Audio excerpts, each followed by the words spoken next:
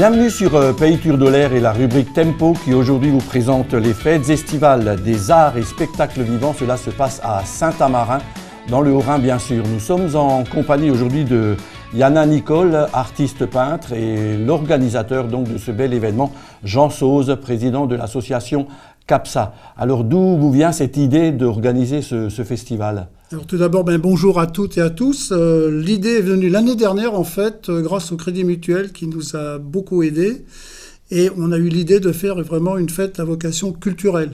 Alors qu'habituellement, eux, c'était plutôt sportif. Nous avons quelques images d'ailleurs qui défilent pendant notre entretien sur cette édition donc 2024. Alors je crois savoir que vous démarrez le samedi avec un programme relativement éclectique.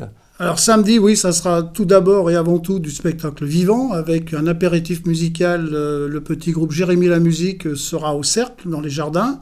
Et à 20h30, nous aurons le plaisir d'accueillir une deuxième fois David Bugnac, qui est un humoriste, qui avait remporté un très vif succès en 2024. Beaucoup de personnes m'ont demandé de le faire revenir. Donc il revient. Voilà, et on a pour illustrer donc vos propos quelques images donc de cet humoriste. Alors au niveau du programme scolaire, il faut savoir qu'en ZEP, les élèves ont le leur. Donc adaptez-vous, hein. Ne faites pas comme Madame Fourré, la dernière prof de musique, a tenu à leur parler de Mozart à la place de Booba. La pauvre, on l'a trouvé la tête coincée dans son piano avec plusieurs flûtes dans le derrière. Je peux vous dire qu'elle n'était pas enchantée. Ah bon, il y a quand même un point positif en ZEP, c'est que le soir, il n'y a aucune copie à corriger. 5 tubes de Lexomil et au dodo.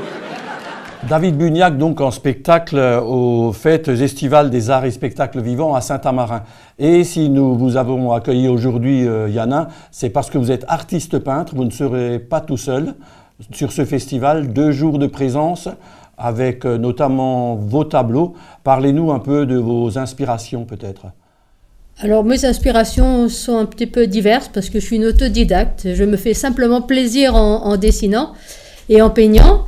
Et surtout, je remercie l'opportunité de cette manifestation qui permet aussi de partager via des ateliers avec le public sa passion pour la peinture. Voilà. Et ça, c'est vraiment génial. Et on découvre donc des tableaux comme celui-ci que nous avons ici pour parler de votre talent et de votre activité. Merci.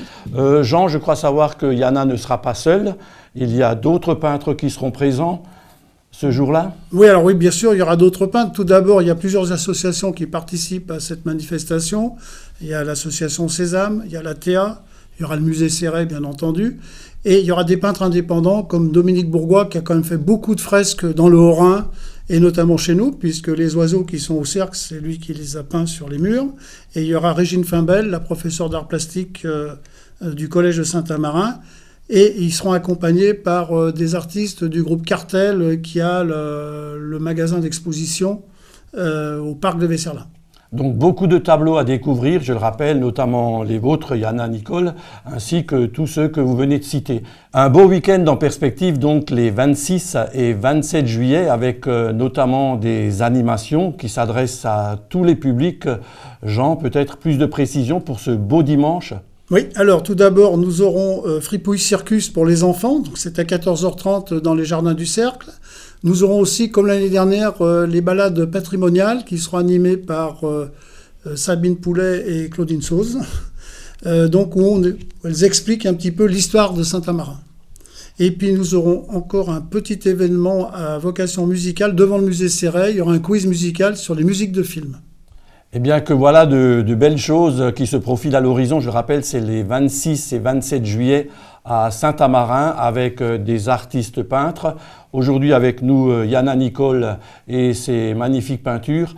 Jean Sauze, président, je rappelle, du CAPSA, qui s'occupe de cette organisation, on peut dire exceptionnelle, une 2e édition très estivale et très festive. C'est à Saint-Amarin, peut-être quelques précisions pour les lieux ? Alors les lieux, c'est fort simple, on le fait dans le Saint-Amarin qui est considéré comme le Saint-Amarin ancien, donc les jardins du presbytère, le musée Céret, la place de l'église et le cercle. Eh bien, rendez-vous est pris à Saint-Amarin. Vous étiez avec PayTurdolaire.tv, la rubrique Tempo. Bel été à vous tous et merci à nos invités.